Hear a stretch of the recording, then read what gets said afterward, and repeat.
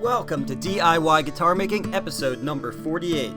This is the last video in a series of videos on installing frets over the body. These videos come from the course Building an OM Acoustic, which is available at ericschaeferguitars.com. If you found a lot of value in the content of these videos, just know that there is so much more within that course. Check it out. It is extremely important to use a whip tip on the glue bottle for this work. You should realize at this point in the process how messy water-thin CA glue can be. Before I start, I test the flow of the glue bottle on a paper towel. I should be able to invert the bottle and have a bead of glue delivered to the tip via gravity. If I have to squeeze the bottle, then something is obstructing the whip tip. The key to keeping the CA glue from making a mess is to always be using gravity to your advantage. Notice how I tilt the fretboard face towards the bench surface. So as I apply a bead of glue to the tang, it is impossible for the glue to run out onto the back of the neck.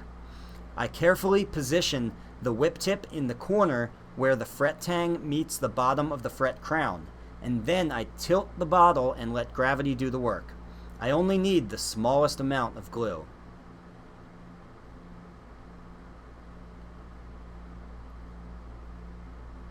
I also apply glue to the opposite side, and then I spray accelerator on both ends. If it seems like I'm spraying a lot of accelerator, it's because this can I'm using is nearly empty, and most of the time it's spraying dry. Ordinarily, you just need a small amount of accelerator misted down onto the area, rather than sprayed directly like you see me doing here.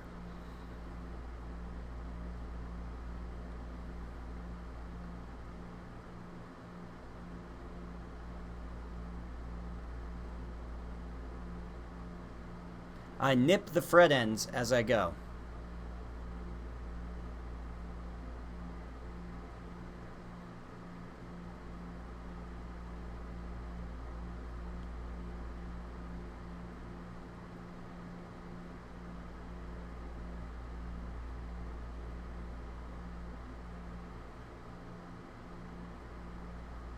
One thing you don't see in this fast motion video is that I'm taking 60 seconds between spraying the accelerator and removing the clamp.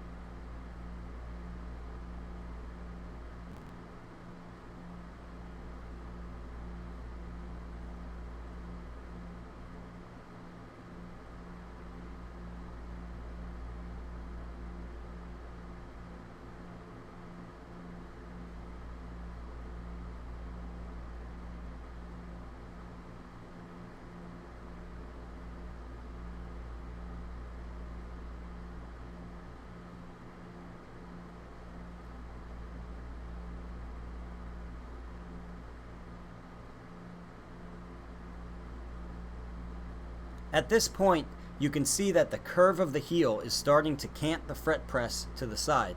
So we have to approach these frets around the heel a little differently.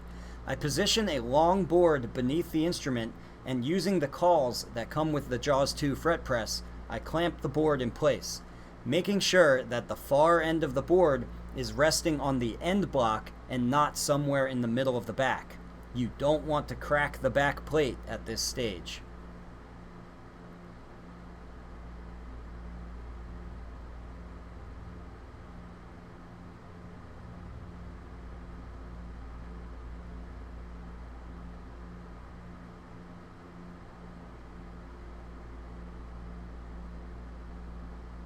Now I can continue clamping and gluing as I was, using the board as the bearing surface for the bottom of the clamp.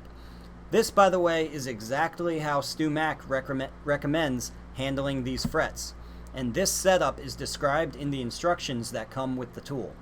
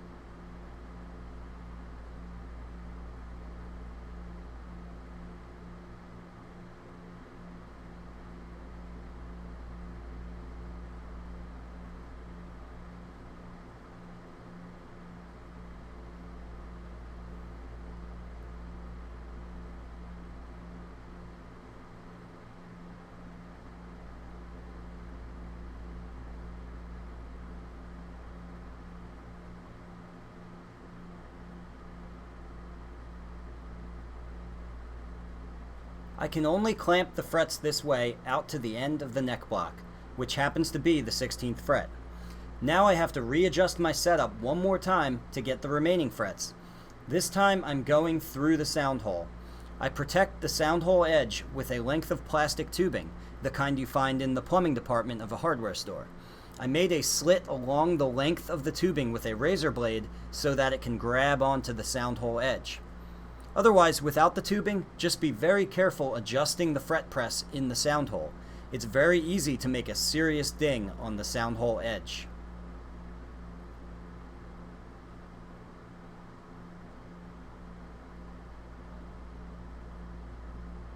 I disassemble my previous setup with the board. The Jaws 2 fret press comes with a special caul for fitting around the transverse bar under the fretboard tongue.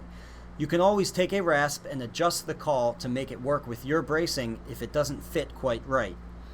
Now I clamp and glue the remaining frets through the sound hole so I don't have to worry about cracking the top. Be extra careful with your glue technique and the amount of glue you use here. You don't want to get glue on the top.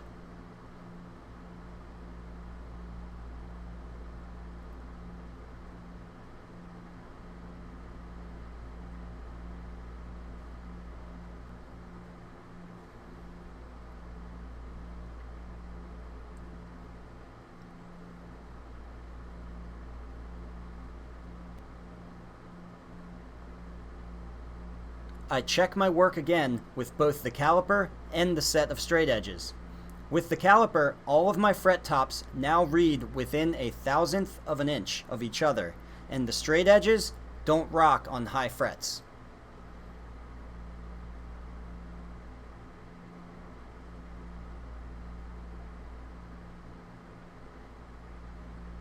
Last but not least, trust your eyes.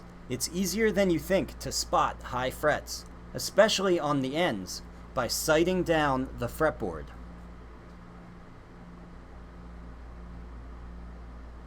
One more word of caution. Notice the shadow to the right of this fret. That is CA glue that has wicked out from under the fret. This means that I used too much CA glue in this spot. I will remove the shadow by rubbing out with 4/0 steel wool, but it takes a while. It's not a big deal because it's only one fret, but imagine if every fret had a shadow like that. When people first start using CA for gluing in frets, they tend to use more CA than they need and have a really frustrating experience because of the mess it creates. So, not to sound like a broken record, but I cannot stress it enough. You need to apply just the tiniest bead of CA glue to the tang on each side. Any more than that and it creates a mess. And that's it for now. In the next lesson, we will trim back, bevel, and dress up the fret ends. See you later. For more videos like this, subscribe to my YouTube channel here. But remember, not every episode of DIY guitar making is a video. I like to write too, so some episodes are written articles. For a full archive of episodes, go to my website, ericschaferguitars.com. Click the DIY guitar making tab and you will find page after page of detailed guitar making tips. You can also subscribe to the email list to receive episodes in your inbox as they come out.